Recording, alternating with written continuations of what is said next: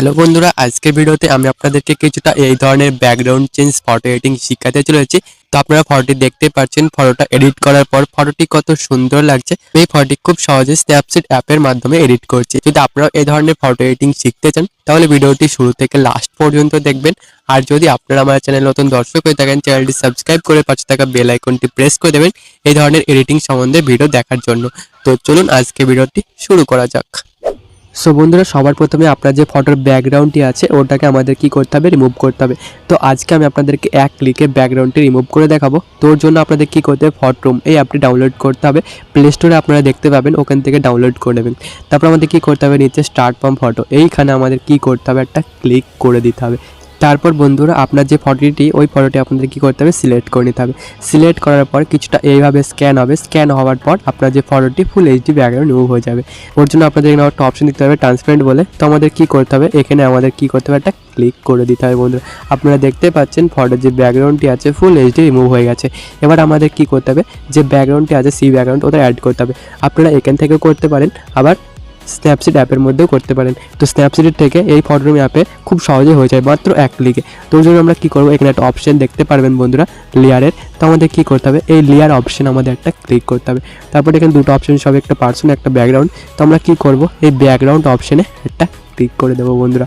তারপর আমাদের এখানে রিপ্লেস অপশন দেখতে পারবেন, এখানে একটা ক্লিক করে দেবো। এবার আমাদের কী করতে হবে, যে সি ব্যাকগ্রাউন্ডটা আছে ওটা অ্যাড করতে হবে। তো এই সি ব্যাকগ্রাউন্ডটার লিঙ্ক আমি ডিসক্রিপশনে দিয়ে দেবো, ওখান থেকে আপনারা ডাউনলোড করে নেবেন বন্ধুরা। আমি সি ব্যাকগ্রাউন্ডটা সিলেক্ট করে নিচ্ছি। সিলেক্ট করার পর আপনারা দেখতে পাচ্ছেন মাত্র এক ক্লিকে সি ব্যাকগ্রাউন্ডটি অ্যাড হয়ে গেছে। আপনারা দেখতে পাচ্ছেন কত সুন্দরভাবে হয়ে গেল। তো এবার আমাদের কী করতে হবে, একটু শার্টটার কালার চেঞ্জ করতে হবে। তো ওর জন্য আমরা কী করবো, শেয়ার অপশনে ক্লিক করে দেবো, সেভ টু গ্যালারি এখানে একটা ক্লিক করে ফটোটি গ্যালারির ভিতরে সেভ করে নেবো। এবার আমরা কী করবো, যে স্ন্যাপসিড আছে আমাদের, এই স্ন্যাপসিড অ্যাপটি ওপেন করে নেবো। প্লাস অপশানে ক্লিক করে ফটোটি সিলেক্ট করে নেবো, যে ফটো এক্সপোর্ট করলেন। আমাদের কী করতে হবে, টুলস অপশানে ক্লিক করতে হবে, আমাদের ডবল এক্সপোজার এখানে ক্লিক করে প্লাস অপশানে ক্লিক করে একটা কালার সিলেক্ট করে নিতে হবে। তো এই কালারের লিঙ্ক আমি ডিসক্রিপশনে দিয়ে দেবো বন্ধু, ওখান থেকে ডাউনলোড করে নিতে পারেন আপনারা। তারপরে এই সেকেন্ড নাম্বার অপশনে ক্লিক করবেন, স্টাইল অপশনে। তারপর আমাদের করতে হবে সাবট্রাক্ট করে নিতে হবে। রাইট অপশনে ক্লিক করে দেবেন, উপরে এডিট শক ভিউ এডিটে ক্লিক করে ডবল এক্সপোজারে ক্লিক করে ব্রাশটা সিলেক্ট করে নেবেন। এবার আমাদের কী করতে হবে, ফটোটা এবার জুম করতে হবে, শার্টের উপর কিছুটা এইভাবে অ্যাপ্লাই করে দেবে কালারটা। আপনারা দেখতে পাচ্ছেন কালারটি কত সুন্দরভাবে অ্যাড হচ্ছে। তো কী করতে হবে, কিছুটা এইভাবে কালারটি অ্যাড করে নিতে হবে। তো আমি তাড়াতাড়ি কিছুটা এইভাবে ড্র করে নিচ্ছি আর অ্যাপ্লাই করে নিচ্ছি শার্টের উপর। আপনারা একটু আস্তে আস্তে ফটোটি এডিট করবেন, ঠিক আছে।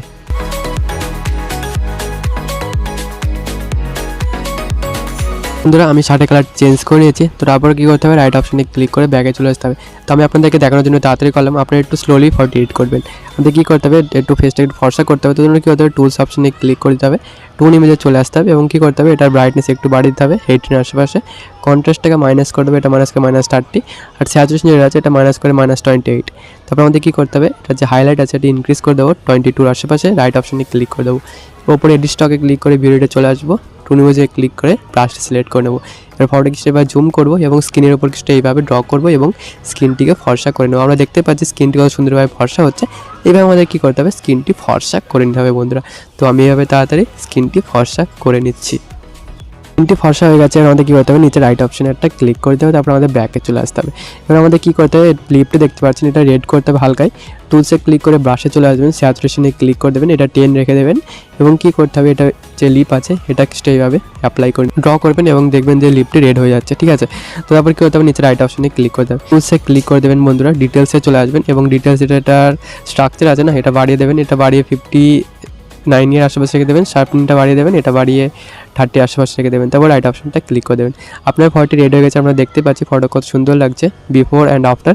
পিকচারটা অ্যাড করার পর কত সুন্দর লাগছে আরও। তার মধ্যে কী করতে হবে, এক্সপোর্টে ক্লিক করে সেভ অপশনে ক্লিক করে ফটোটি গ্যালারির ভিতরে সেভ করতে হবে। আর যদি আপনারা একটু কালার গ্রেডিং করতে চান, আপনারা লাইটরুম অ্যাপের ভিতরে ইনপুট করে একটু কালার গ্রেডিং করতে পারেন। লাইটরুম অ্যাপের সবচেয়ে বেশি সুন্দরভাবে কালার গ্রেডিং হয়।